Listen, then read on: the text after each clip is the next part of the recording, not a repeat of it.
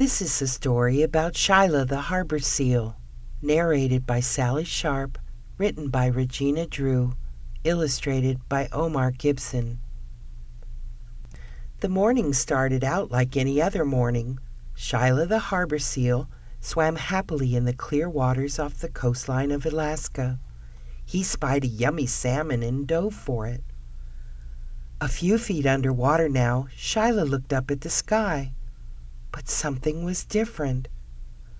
The water was not clear and sparkling like it usually was. "Is that a dark black cloud covering the surface of the water?" Shilah said to himself. "I better go check it out." Shilah popped his head up through the dark black cloud and suddenly felt like he could not breathe. His head, face, and fur were covered with something black and sticky. It smelled very bad.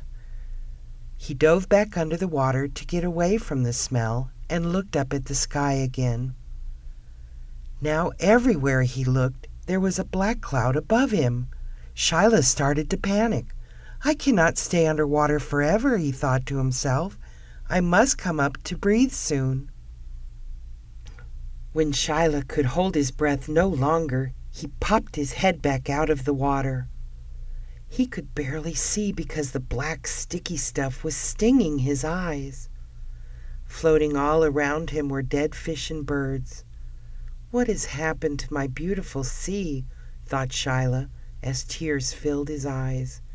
"I must get myself to shore."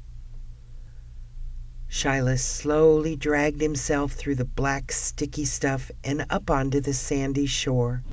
Just then some humans saw Shilah and covered him with a net. Scared but too tired to fight back, Shilah lay still and silent inside the net. He was being carried away, though he knew not where. Suddenly, he was put inside a large tub of water. The humans began scrubbing him with something that had a nice clean smell. There were bubbles all around. He heard the words "oil spill" repeated over and over again. "Ah," said Shilah, "it feels good to get that black sticky stuff off my body, out of my eyes, and out of my whiskers." Soon Shilah felt good as new. He was brought to another home with clean water and lots of salmon to eat. Shilah was happy again. Here are some questions to ask your students after they have listened to the story. What happened when Shilah could not hold his breath underwater any longer? What happened when Shilah popped his head back out of the water? What happened when Shilah dragged himself onto the shore? What made Shilah happy again?